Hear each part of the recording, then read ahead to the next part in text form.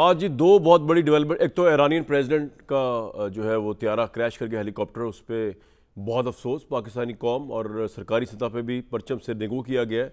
पाकिस्तान के ईरान के साथ तारीखी ताल्लुकात हैं, उस तनाजुर में हमारा ब्रदर कंट्री है। बड़ा अफसोसनाक वाक़या, अभी 1-1.5 महीने पहले वो इधर ही आए हुए थे और उनकी बड़ी कंट्रीब्यूशन है अपने मुल्क की सियासत में और पाकिस्तान के साथ ताल्लुकात बनाने में। मैंने कहा पहले तो ये कर लूँ। आज पाकिस्तान में दो बड़ी न्यूज़ जो है वो इम्पोर्टेंट है। एक तो जस्टिस मोहसिन कियानी जो है, उनके रिमार्क्स आए, एक शायर हैं, उनको मुबैना तौर पे अगवा किया गया, उनकी बाजियाबी है। अहमद फरहाद साहब उनका नाम है।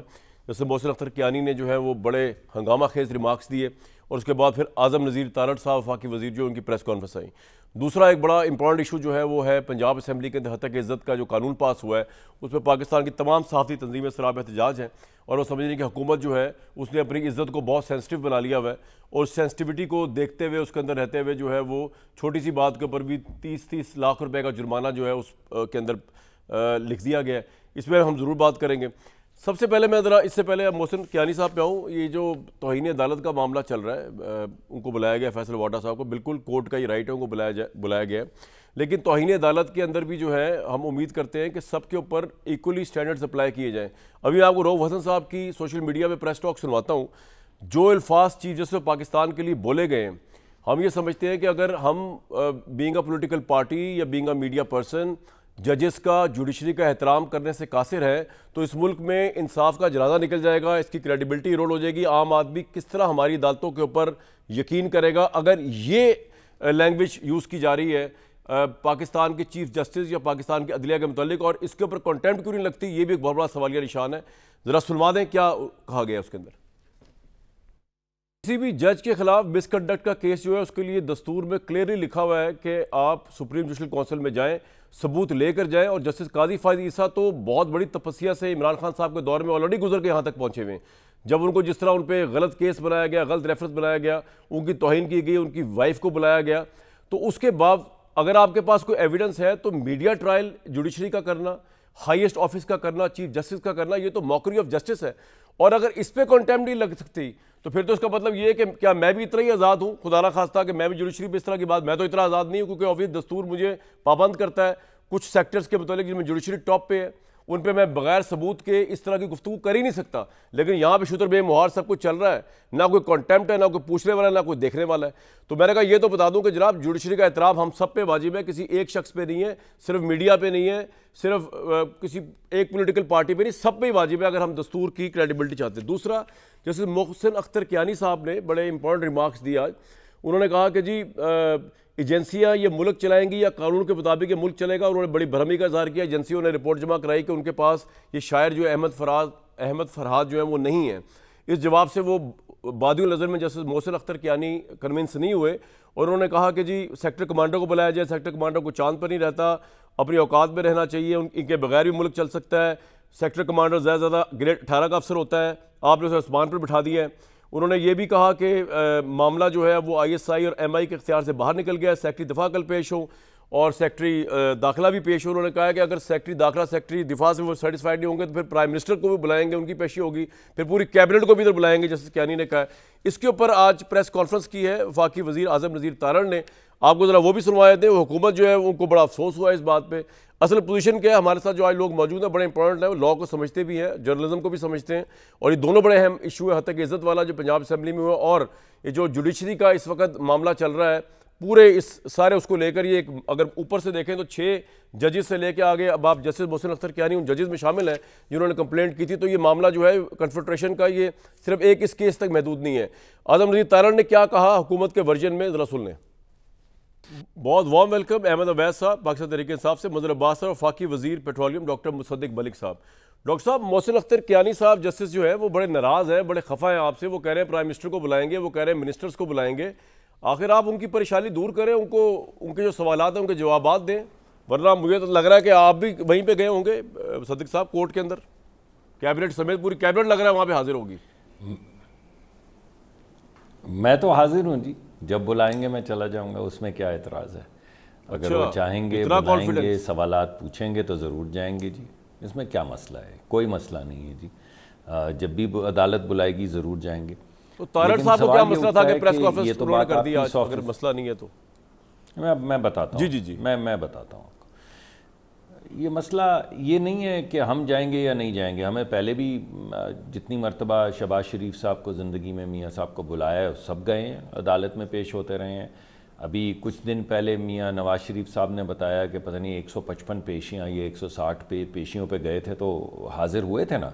जब भी अदालत ने बुलाया, जितनी मरतबा बुलाया, बाज़ मरतबा रोज़ बुलाया, वो रोज़ आते थे लाहौर से, रोज़ वापस जाके फिर रोज़ आ जाते थे। तो जितनी मरतबा बुलाते थे हाजिर होंगे, तो हम भी हाजिर होंगे जब अदालत बुलाएगी। सवाल ये तो आपका ठीक है, लेकिन वो बातें जो जज कह रहे हैं एक दूसरे के मुतल्लिक, उस पर थोड़ी सी अदलिया को ज़रा नज़र डालनी चाहिए।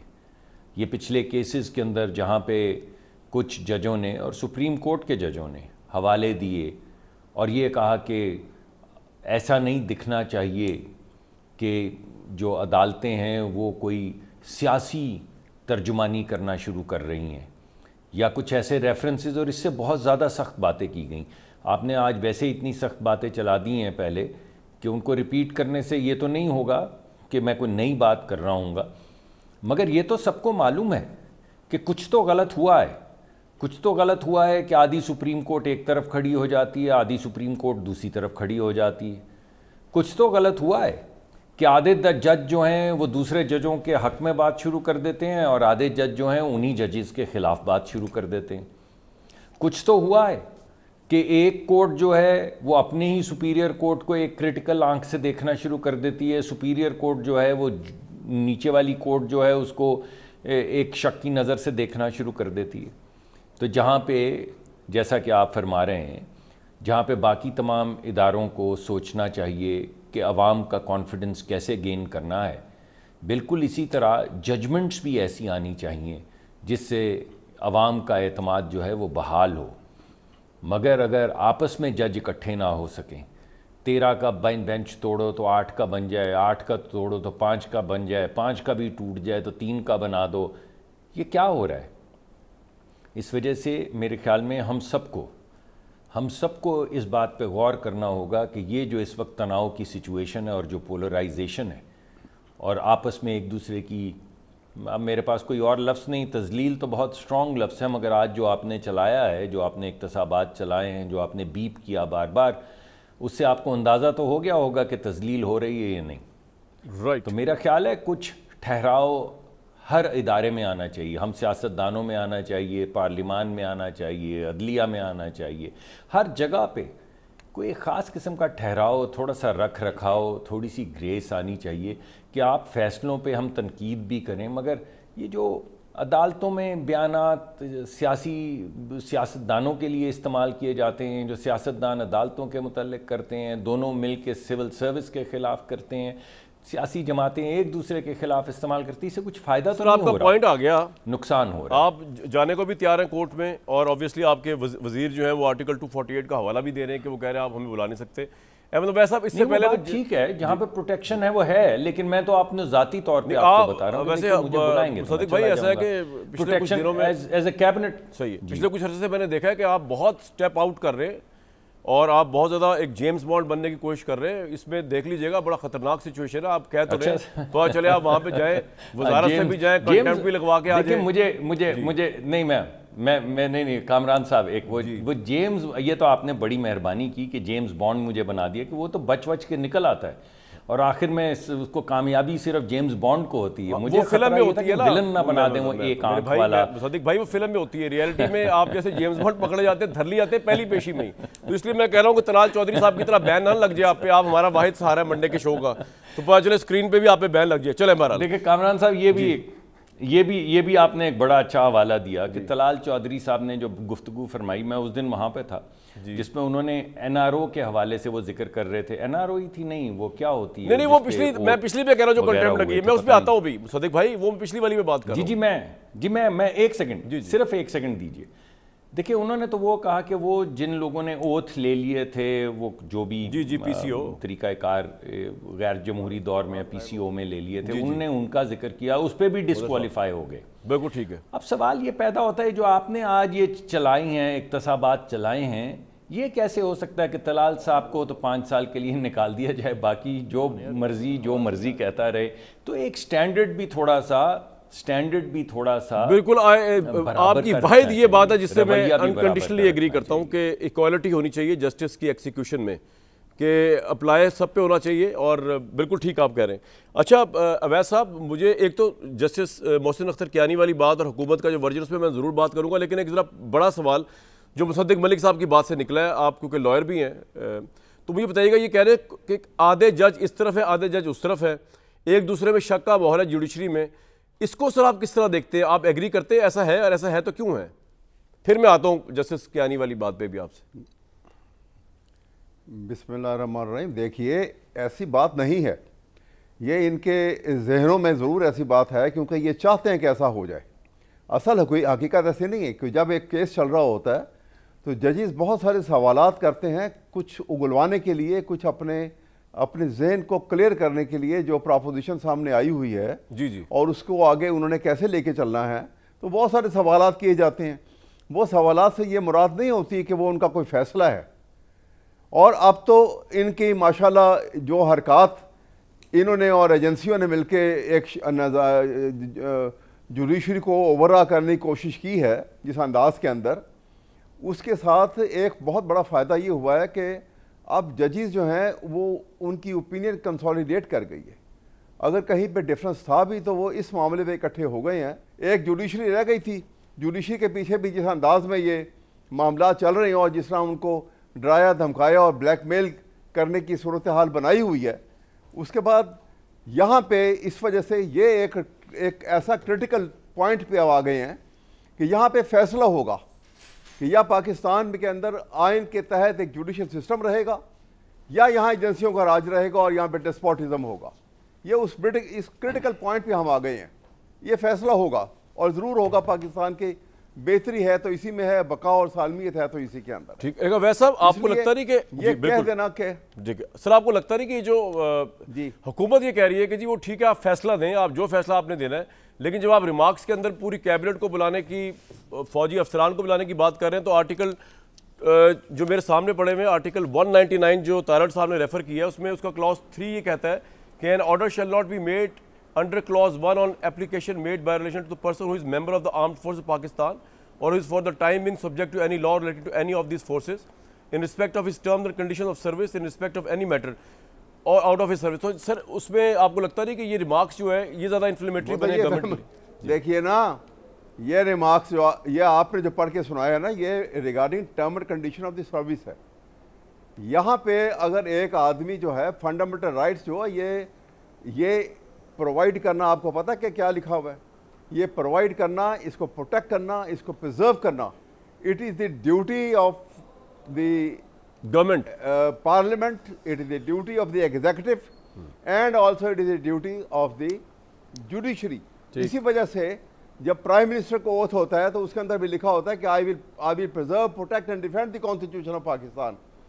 जब चीफ जस्टिस ओथ लेता है या कोई सुपीरियर कोर्ट का जज ओथ लेता है तो वो भी उसके अंदर भी ये लिखा है कि I will preserve, protect and defend the constitution of Pakistan. ठीक है, लिहाजा पाकिस्तान के कॉन्स्टिट्यूशन को ना प्रिजर्व कर सकते हैं, ना प्रोटेक्ट कर सकते हैं, ना डिफेंड कर सकते हैं अगर आपने फंडामेंटल राइट्स का ख्याल नहीं किया। बिल्कुल ठीक है जी। ये एक ड्यूटी है जो के ऊपर उनके ऊपर लाजमी है और they have to act on. और उसके लिए आर्म फोर्सेस कोई आसमान से नहीं उतरी हुई, ना कोई ना प्राइम मिनिस्टर आसमान से उतरा हुआ, ना कोई कैबिनेट उतरी हुई है।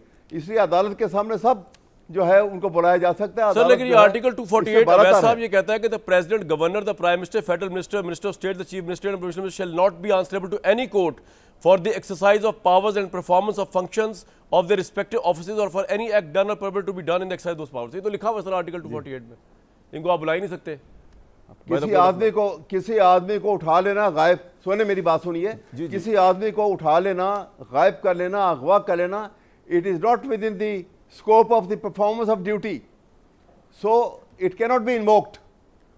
सर लेकिन ये तो अभी साबित करना पड़ेगा ना किसी ने उठाया या क्या हुआ है। ठीक है, चलो आपका पॉइंट आ गया, ये आपका ये पॉइंट आ गया। अगर एक सेकंड दीजिए, अगर आप इजाजत दें, इस मैटर को वो खुद टेकअप करेंगे। ठीक है जी, मुसद्दिक साहब, मुसद्दिक साहब का जरा आपको बात करनी है जी। मुसद्दिक साहब जी एक सेकंड, जी जरा जी एक तो मैं आपको कुछ पढ़ देता हूं कि अदालत को वन मैन शो नहीं होना चाहिए, ये मैंने कहा था। Court should not be an imperial court, ये मैंने कहा था।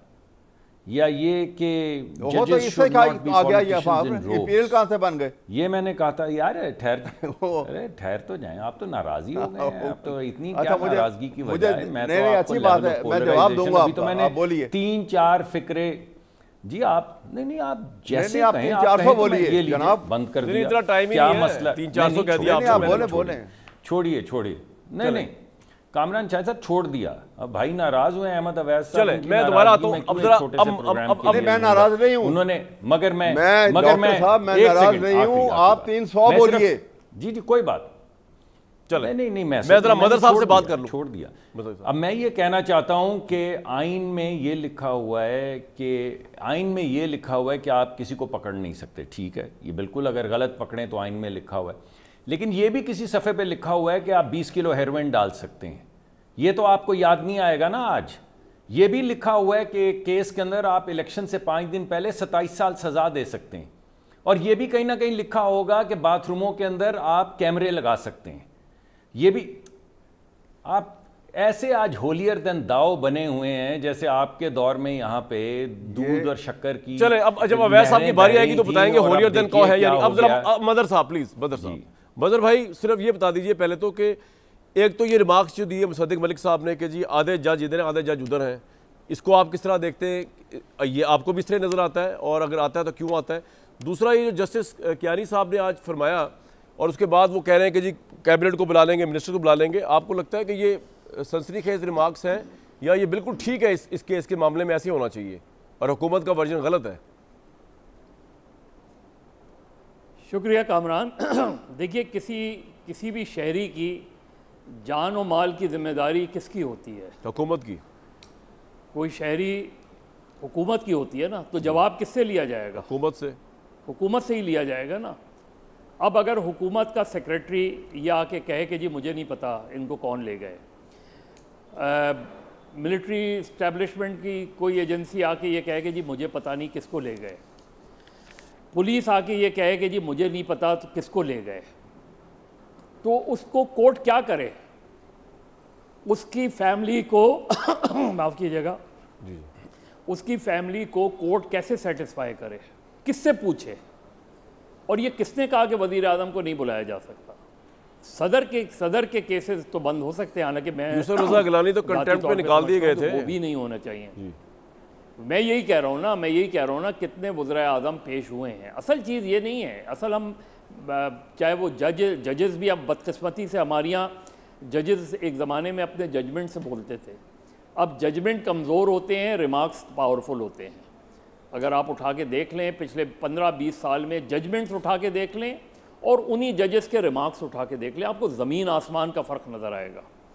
तो असल चीज़ ये कि हम सारे लोग रियासत के चारों सुतून अपनी बाउंड्रीज़ को क्रॉस कर गए हैं और हम दूसरे की बाउंड्रीज़ में घुस गए हैं। हम बहुत ज़्यादा जजमेंटल हो गए हैं। अब इन रिमार्क्स की बुनियाद पे मुझे लगता है यार ये रिमार्क्स इतने सख्त हैं तो शायद हो सकता है कि ये सारी चीज़ें एक्शन में भी नज़र आएँ, लेकिन नहीं नज़र आती। मुझे बताएं कि जो 150 सहाफ़ी पिछले 15-20 साल में मारे गए हैं, मैं इसका जवाब किससे लूँ? जो शहरी लापता हैं, मैं उसका जवाब किससे लूँ? देखिए बदर साहब, अगर हुकूमत का वज़ीर सेक्रेटरी दाखिला आके ये कह रहे हैं, सेक्रेटरी दिफा ये आके कह रहा है जी हमें तो पता ही नहीं है, तो अब कोर्ट के पास और क्या ऑल्टरनेटिव है? मुझे ये बताएं कामरान, या कोई भी सर, मेरा सवाल कंप्लीट हो जाए, लेकिन कोई भी शख्स गॉसिप तो नहीं कर सकता ना, कि मैं गॉसिप तो नहीं कर सकता अगर इसको नहीं पता सेक्रेटरी दाखिला को, तो इसको लाजमी पता होना चाहिए या इसकी सुपरविजन में बंदा अगवा हुआ है। ये हम विदाउट एविडेंस किस तरह बात कर सकते हैं? कामरान अगर वो ये कह रहा है कि मुझे नहीं पता, तो ये जिम्मेदारी किसकी है कि उसको पता होना चाहिए? ठीक है, ये गवर्नमेंट की रिस्पॉन्सिबिलिटी होती है कि अगर कोई शहरी उसका गायब हो गया है तो ये किसकी? आखिर डैनियल पर्ल जब किडनैप हुआ था तो पूरी अमेरिकन एडमिनिस्ट्रेशन पाकिस्तान आ गई थी। अमेरिकन प्रेसिडेंट ने डायरेक्टली पाकिस्तान के प्रेसिडेंट, लेकिन डैनियल पर्ल मिला तो नहीं ना अमेरिका या पाकिस्तान को एक्सिक्यूशन से पहले?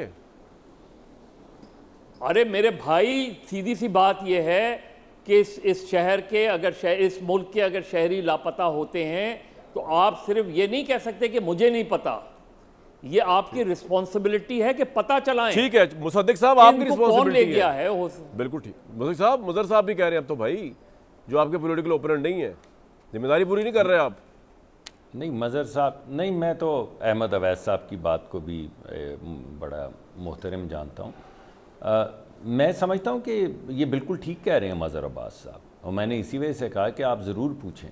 लेकिन हमारे यहाँ जिस तरह आपने बताया कि 150 से ज़्यादा अगर जर्नलिस्ट पिछले 20-25 साल में मारे गए हैं, बहुत से मिसिंग लोग हैं जिनका पता नहीं चलता, तो उसमें ये तो फ़र्ज़ है हुकूमत का कि अपने इदारों को मजबूत करे, अपनी इन्वेस्टिगेशन को मजबूत करे, अपनी जो पुलिस है उसको मजबूत करे। और ये सवाल पूछना हक है मज़हर साहब का और अहमद अवैस साहब का और आपका।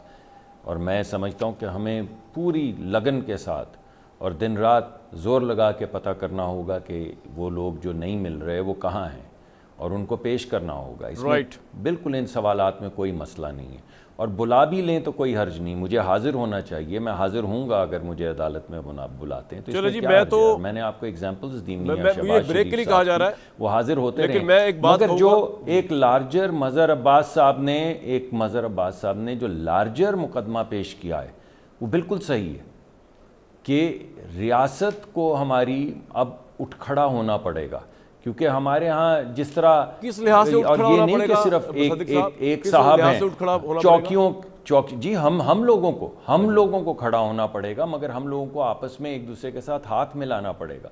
हमारी चौकियों के ऊपर पुलिस वालों को भग की तरह से उड़ा देते हैं, वो शहीद हो जाते। सर आपका पॉइंट आ गया। हमारे फौजी जवान जो हैं उनको शहीद करके चले जाते हैं। ठीक है, जैसे आप जी बिल्कुल ठीक है सर। 28 मई को नवाज शरीफ साहब की दोबारा ताजपोशी हो रही है, सदर बनने जा रहे हैं मुस्लिम लीग नून के।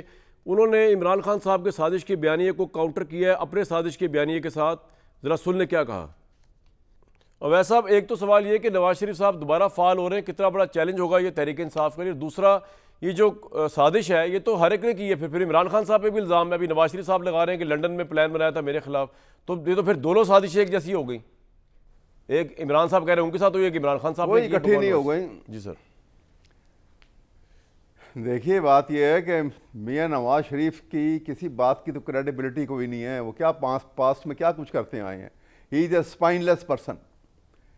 कोई जहाँ पे देखा कि ये ताकत ज़्यादा है, पाँव पकड़ लिए, माफ़ी मांग ली, 10 साल की एक्सटेंशन के उनसे मुआहदा करके मुल्क से बाहर जाके बैठ गए, वहाँ बाल बूल उगाते रहे, फिर वापस आए, जब देखा हालात फ़र्क हुए हैं, फिर यहाँ से करके फिर किस तरीके से बाहर निकल गए।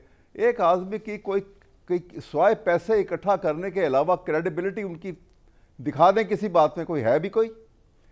यही वो नवाज शरीफ है और यही शहबाज शरीफ है जिस वक्त इनकी पीपल पार्टी की हुकूमत थी आसफ जरदारी की, तो ये क्या कहते थे कि उसका पेट फाड़ के इसमें से ये निकालेंगे और आप कह रहे हैं स्पाइनलेस है, इनकी क्रेडिबिलिटी नहीं डाल के घसीटेंगे। बिल्कुल ठीक है, पॉइंट आ गया आपका सर। आपके लिए चैलेंज बात की नहीं, और झूठ बोल रहे हैं, बिल्कुल झूठ बोल रहे हैं। मदर साहब वो कह रहे हैं कि नवाज शरीफ भले 28 मई को बन भी जाए प्रेसिडेंट, ना उनकी क्रेडिबिलिटी है, वो स्पाइनलेस पर्सन है, वो बस बाल उगाते रहे, पॉलिटिक्स तो खत्म हो गई उनकी, पैसा इकट्ठा करने के उन्होंने कोई काम नहीं किया। आपको भी ऐसे लगता है या नवाज शरीफ एक नया नवाज शरीफ आएगा? और ये लंदन साजिश प्लान पे आप बिलीव करते हैं कि इमरान खान ने बनाया था नवाज शरीफ साहब के खिलाफ? देखिए, नवाज शरीफ साहब को जब ये बात करते हैं या मुस्लिम लीग नून जब ये सारी बातें करती है, और माजी में भी हमने सुना है, तो मुझे तो सिर्फ और कोई नहीं, जाहिर है हमने जनरल हमीद गुल का पीरियड भी देखा है, जनरल एहतशाम ज़मीर का भी देखा है, जनरल ज़हीरुल इस्लाम भी देखे हैं, जनरल पाशा भी देखे हैं, जनरल फैज़ भी देखे हैं। ये सारे लोग पाकिस्तान की पॉलिटिक्स में पूरी तरह इंगेज और इन्वॉल्व रहे हैं, जो कि ख़ुद आर्मी एक्ट की खिलाफ वर्जी है। नवाज़ शरीफ साहब कितनी मरतबा वज़ीर आज़म रहे, कहीं एक मरतबा भी कोई कमीशन बना देते, और मेरा ख्याल है आज भी इस चीज़ की ज़रूरत है कि आप बनाएं। नहीं सर, नहीं, मैं ये पूछा था कि 28 तारीख को ये जो आएंगे दोबारा, तो इससे कोई जान पड़ेगी नून लीग में आपके नज़दीक? देखिए, इस वक्त जिस क्राइसिस में मुस्लिम लीग नून है, उसमें नवाज़ शरीफ साहब का सबसे बड़ा चैलेंज ये है कि इस वक्त उन्हीं की हुकूमत है। तो नवाज़ शरीफ साहब अगर कोई एंटी इस्टेब्लिशमेंट बयानिया बनाते हैं तो उससे अपनी ही हुकूमत को कमज़ोर करेंगे, ये बयानिया तो उस वक्त था जब नवाज शरीफ साहब 3-3.5 साल मुल्क से बाहर रहे। मेरे ख्याल में वो एक क्रूशल पीरियड था जब नवाज शरीफ साहब अगर 2 साल बाद भी, 1.5 साल बाद भी नवाज शरीफ साहब वापस आते, ग्राउंड को देखते। देखिए 3-3.5 साल बाद जब वो वापस आए हैं तो उन्होंने ग्राउंड इतना कमज़ोर हो गया कि आज मरियम नवाज़ को डिफ़िकल्टी फेस करनी पड़ रही है। ये नवाज शरीफ साहब का चैलेंज है कि अपनी ही पार्टी को पैरों पे कैसा खड़ा करते हैं। नवाज शरीफ साहब का चैलेंज ये है कि देखिए उनके साथी उनका साथ छोड़ गए हैं। आप देख लें, आसिफ करमानी साहब की लैंग्वेज देख लें, आप शाहिद खाकान की लैंग्वेज देख लें, चौधरी निसार साइड लाइन हो गए, मिफ्ता इस्माइल साइड लाइन हो गए, वो सारे लोग, गौस अली शाह साइड लाइन हो गए, वो सारे लोग जो इस पूरी स्ट्रगल में। तो नवाज शरीफ साहब का चैलेंज सिर्फ ये नहीं है कि पीटीआई क्या करती है, सिर्फ ये नहीं है कि जजेस क्या करते हैं। नवाज शरीफ का चैलेंज ये नहीं है कि नवाज शरीफ साहब का चैलेंज ये कि मुस्लिम लीग नून को वापस वो पंजाब की सबसे बड़ी पार्टी कैसे बनाएंगे। उनका चैलेंज ये है कि वो अपने स्टेचर को उसके मुकाबले में कैसा लेकर आएंगे, कैसे कम बैक करेंगे। ये नवाज शरीफ साहब आपका पॉइंट आ गया, बड़ा आपने वैलिड पॉइंट उठाया। वो वजीर आजम नहीं है। बिल्कुल ठीक, ये आपने सुन लिया मजहर अब्बास साहब की बात, मुसद्दिक साहब। साथ ही अवैस साहब ने भी कहा है कि कोई चैलेंज नहीं है, कोई लंदन जो प्लान का बयानिया है वो इफेक्टिव नहीं होगा। नवाज शरीफ साहब झूठे हैं बकौल अवैस साहब के, ना कोई क्रेडिबिलिटी है, स्पाइनलेस पर्सन है, सिवाय पैसा इकट्ठे करने, बाल उगाने, कुछ नहीं किया उन्होंने। बाल तो खैर बहुत से लोग लगवाते रहे हैं और अहमद अवैस साहब बड़ी अच्छी तरह से जानते हैं कि कौन कौन बाल लगवाते रहे हैं। तो अभी अगर बाल लगवाने वाली बातें करेंगे तो अपनी लीडरशिप को क्रिटिसाइज़ कर रहे हैं, हमारा क्या कर रहे हैं। लेकिन इस तरह किसी को कहना कि बाल लगवाते रहे हैं, इससे क्या आपका कद बड़ा हो गया है? यानी आप समझते हैं आपने बड़ी सियासी बात की है? या किसी को मुंह भर के कह देना कि ये झूठा आदमी है तो दूसरों लोगों के मुंह में ज़बान नहीं, वो इससे ज़्यादा बढ़ के कोई बात कर देंगे आपके मुतल्लिक या आपके लीडरों के मुतल्लिक। बस यही आपकी सियासी बसीरत है कि आप किसी को झूठा कह दें, किसी को बाल लगवाने वाला कह दें, बस ये आपका तज्जिया है सियासत का। देखिए बात ये कि जहाँ तक सवाल उठता है चैलेंजेस का, जो मज़हर अब्बास साहब कह रहे हैं वो चैलेंजेस हैं, लेकिन स्टेट्समैन इसीलिए आपको चाहिए होता है कि आप उन चैलेंजेस से बाहर। लेकिन मज़हर साहब ये भी कह रहे हैं कि आप बयानिया बनाएंगे क्या? आप अपनी हुकूमत को डिस्टेबलाइज करने के लिए एंटी स्टैब्लिशमेंट बयानिया भी नहीं बना सकते, तो अपनी हुकूमत के खिलाफ भी नहीं बना सकते। जी ये भी बताएं।